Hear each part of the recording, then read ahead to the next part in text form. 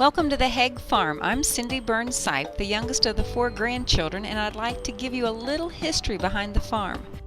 Sanford and Mildred Haigh began their life together in 1933 and established their home in this beautiful house around 1935.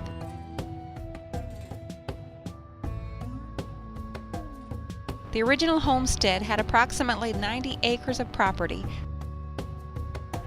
Then Sanford began acquiring more property until he had nearly 200 acres beyond the bridge and up to Old 62, now known as Point Liberty Road. Sanford and Mildred lived a simple farm life. They raised chickens, cattle, a few pigs, which Mildred didn't like, but they had them nonetheless, along with a few milking cows that Mildred milked by hand, but that didn't last long either. The rolling pasture situated behind this beautiful home used to have several pig houses on it until Mildred got her way and Sanford did away with the swine residence.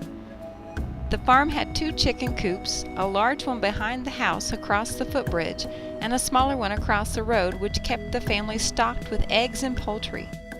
In December of 1938, Mildred gave birth to her firstborn, Susan Eileen. Then in June of 1946, the final member of the Haigh family was added, little Miss Martha Louise. After Susan graduated from Hillsborough High School, she married Larry Burns and moved away and started her own family, which included Sandra Sue, Lawrence Edward Jr., Thomas Kenton, and then little Cindy Lou. But the marriage didn't last. In 1966, these 4 young children made their way to the Haigh farmhouse in order for Sanford, Mildred, and Martha to help Susan raise them in the fear and admonition of the Lord, to teach them a valuable work ethic, and to give them a chance to experience what a real family was like with a mother and a father figure present. Cattle seemed to be Sanford's primary interest in the farm, and he had many head of cattle, which made the Haigh barns and pastures their home until it was time to butcher or for sale. Along with the cattle and chickens, there was the family garden, which was carefully planned out by Sanford. Mildred always got the front 2 or 3 rows for her roses, petunias, and gladiolas, and then Sanford got to plant his favorites in the rest of the garden, taking special pride in his tomatoes, blackberries, cantaloupe, corn, and watermelon. The 4 young children quickly adapted to farm life and were expected to help.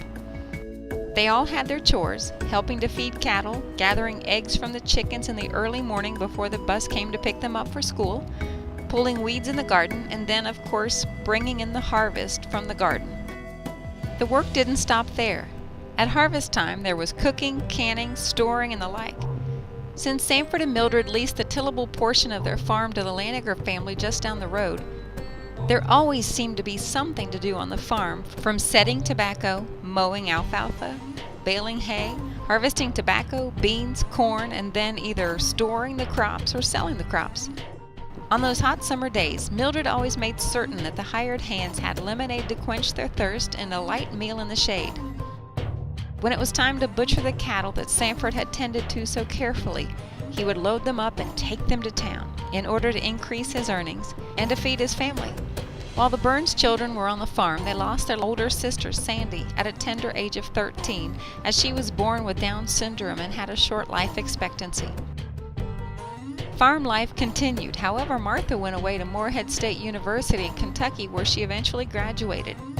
At the same time, Susan was attending the University of Cincinnati, working to receive her bachelor's degree in special education and working for the Standard Oil Company. The grandchildren continued to help on the farm until their mother graduated from college and was able to support her family as a teacher. But Sanford and Mildred continued to be a tremendous financial support to the Burns family after they moved to town in 1976.